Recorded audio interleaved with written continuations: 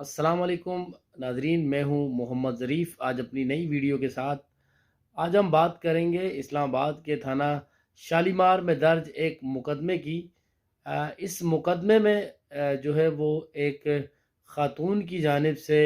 ये इल्ज़ाम लगाया गया है कि इसकी जो बांजी है उसके साथ ज़्यादती का वाक़या सामने आया है।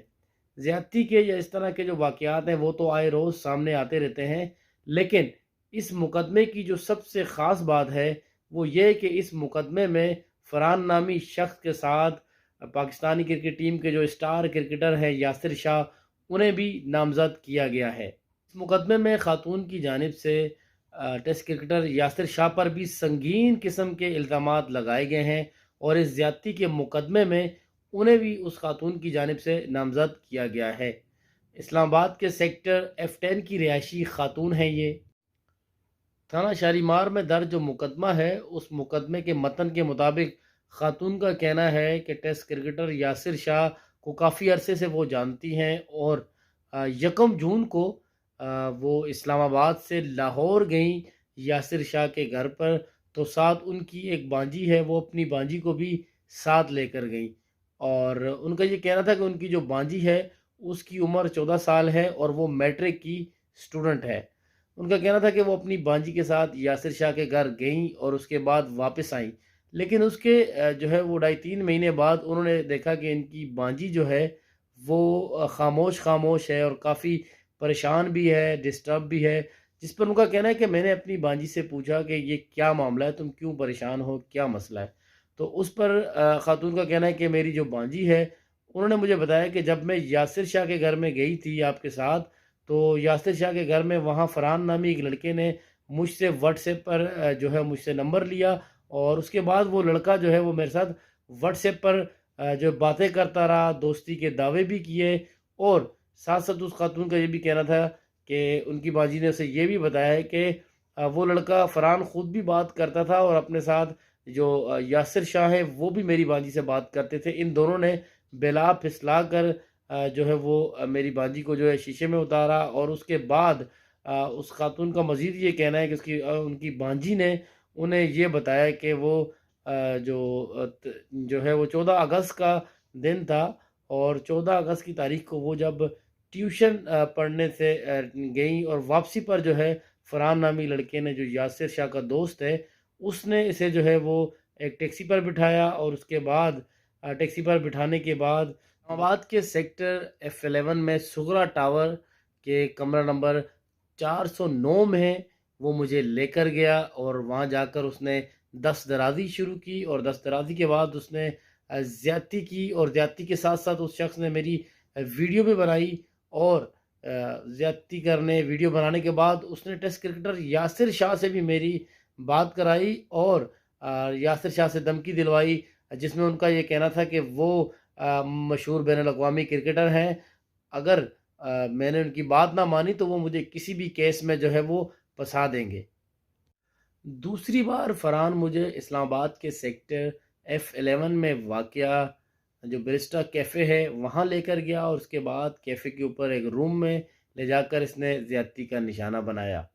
इस दौरान जो मुख्तलिफ़ औक़ात में फरहान मुझे यासिर शाह से भी ताल्लुकात इस्तवार करने का कहता रहा।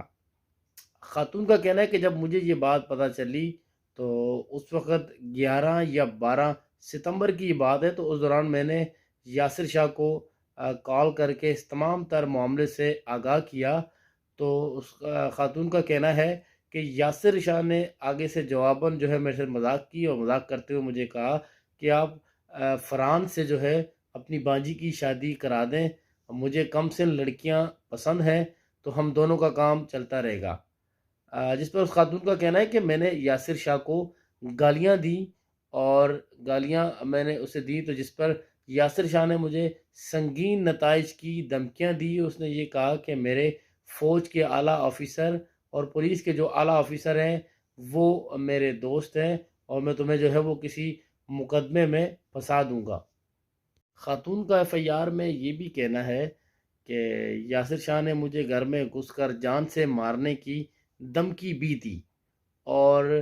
खातून का कहना है कि जब मैंने उन्हें ये कहा कि मैं पुलिस में इस वाक़े का मुकदमा दर्ज कराऊँगी, तो उस पर यासिर शाह ने मुझे ये कहा कि जो होना था वो हो गया,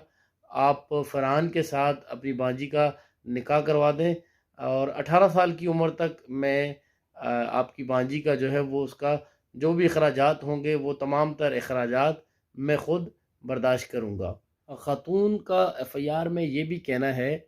कि यासिर शाह मुझे फ़रहान के ज़रिए से धमकियाँ भी देता रहा, जिसकी ऑडियो जो है वो मेरे पास महफूज है। और साथ-साथ ख़ातून ने ये भी कहा कि चंद दिन पहले मुझे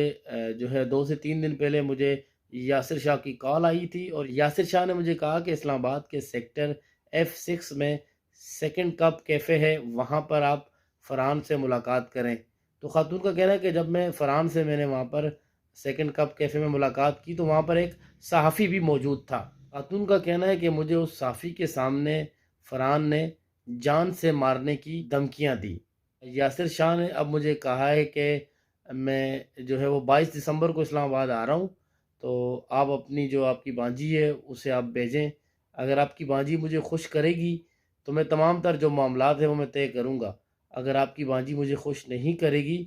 तो फिर आप जो है वो अपनी खैर मनाएँ। खातून का कहना था कि अगर आपकी भांजी मुझे खुश नहीं करेगी तो फिर तुमने जो चाहे करना है करो।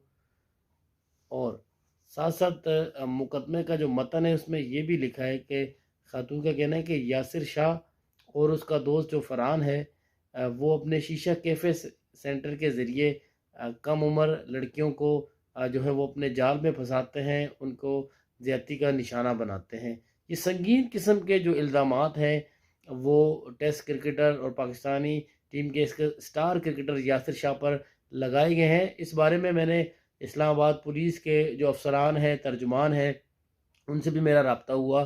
तो इस्लामाबाद पुलिस के जो तर्जुमान हैं, उनका ये कहना है कि ये एफ़आईआर हमें मौसूल हुई है। हम इस एफ़आईआर की तस्दीक करते हैं कि ये एफ़आईआर जो है, इसमें जो है वो यासिर शाह के जो दोस्त हैं, उन्हें उनके ऊपर इल्ज़ाम लगाए गए हैं, यानी ज़्यादती का उन्हें बनाया गया और साथ-साथ यासिर शाह जो हैं, उन्हें भी इस मुकदमे में नामज़द किया गया है। और तर्जुमान पुलिस का कहना है कि इस वाक़े की किसी भी जो एफ़आईआर है वो किसी भी शहरी का हक़ है, लेकिन इस वाक़े की हम प्रॉपर तहकीकात करेंगे और तहकीकात में जो है वो ये मालूम होगा कि आया ये जो यासिर शाह और उनके दोस्त के ऊपर लगाए गए जो इल्ज़ामात हैं, ये दुरुस्त हैं या गलत हैं। तहकीकात के बाद ये तमाम हक़ाइक़ जो हैं वो आपके सामने आएँगे। आप सबका बहुत शुक्रिया। अगर आपने अभी तक मेरे चैनल को लाइक नहीं किया तो मेरे चैनल को लाइक करें, सब्सक्राइब करें और कमेंट में अपनी राय का इज़हार ज़रूर करें। आइंदा भी आपको